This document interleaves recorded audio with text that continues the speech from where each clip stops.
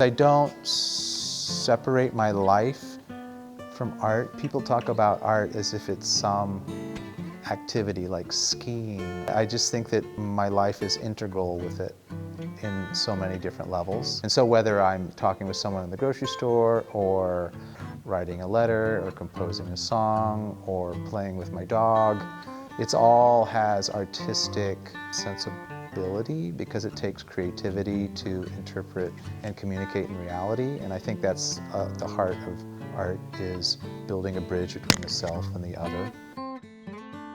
My ultimate goal, like with my visual art, is to always trying to peel back the mundane.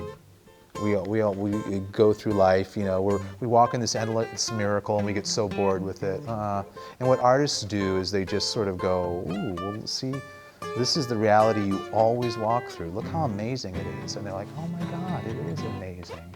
And so all you're doing is just trying to open their eyes to what's so incredible.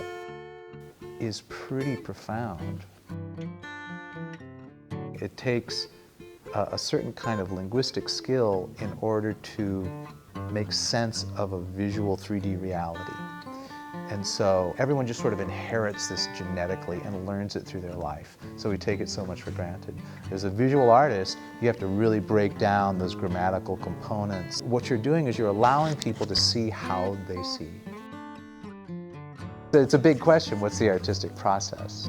It is just a process of immersion, of focus, of knowing what narrative you're trying to tell, and then creating a process for achieving that.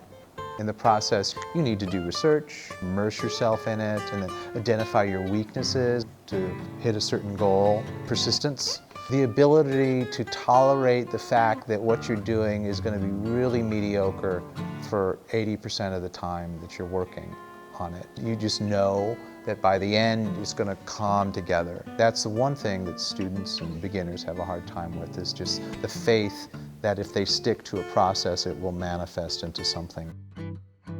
I was very influenced by the early 20th century illustrators, Arthur Rackham, Norman Rockwell, Maxfield Parrish, Tiffany Lamps, Art Nouveau, Mucha, and then, you know, the more modern art movements, Impressionism and Post-Impressionism, you know, Van Gogh. So I think that's really where I hearken from. My dad was a distant dad, and he was a scenic artist, so I kind of followed in his footsteps, and that's how I got that scenic job initially. And so I think a lot of it was wanting to identify with my dad at first, you know, and be like him. You know, I really admired him, and I was just in awe of what he could do. Sort of, it was just the identity that I'd had 12 years old on.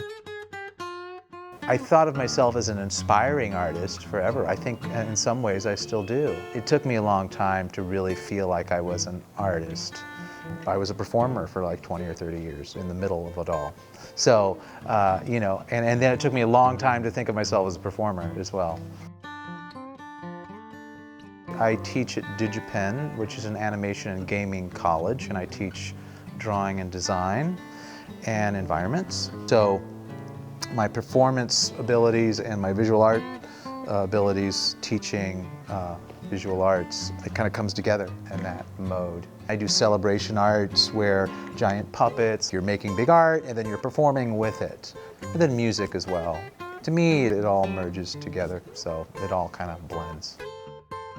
Starting at 16, I started a full-time job in the summers at the Moody Opera in St. Louis, and I painted scenery. I was introduced to large-scale painting and visual arts in general as a potential career. I did an Armageddon series, I called it, and it was a series of 5 paintings.